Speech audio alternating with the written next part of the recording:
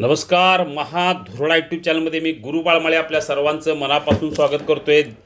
महापालिका झाली, जिल्हा परिषद झाली, आता महाधुरळा उडणार त्या ग्रामपंचायतीच्या.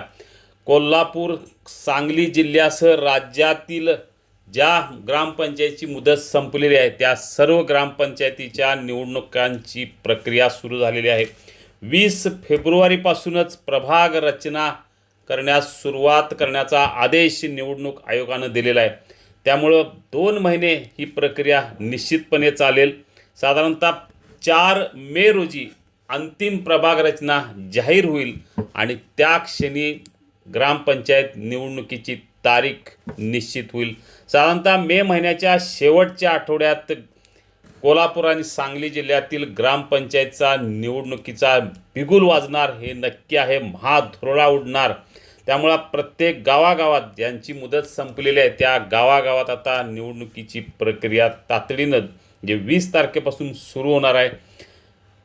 गावागावातलं राजकारण तापणार आहे. गल्लीबोळातलं राजकारण आता निश्चितपणे तापणार आहे. कारण जवळजवळ कोल्हापूर आणि सांगली जिल्ह्यात 1000पेक्षा अधिक ग्रामपंचायतची निवडणूक होण्याची चिन्ह आहेत.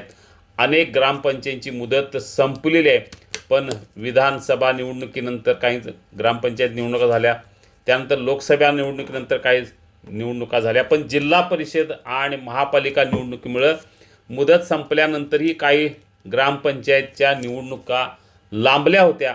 त्याची प्रक्रिया आता सुरू झालेली आहे. 20 तारखेपासून ही प्रक्रिया सुरू होणार. 2 महिने तहसीलदार, जिल्हाधिकारी कार्यालयाच्या पातळीवर ही प्रक्रिया पूर्ण होईल. हरकती सुनावण्या होतील आणि 4 मे रोजी अंतिम प्रभाग रचना जाहीर होईल आणि त्यानंतर 2 दिवसात निवडणुकीची तारीख जाहीर होईल. जे मे महिन्याच्या शेवटच्या आठवड्यात ग्रामपंचायत निवडणुकींचा महाधुरळा उडणार हे नक्की झालेलं आहे.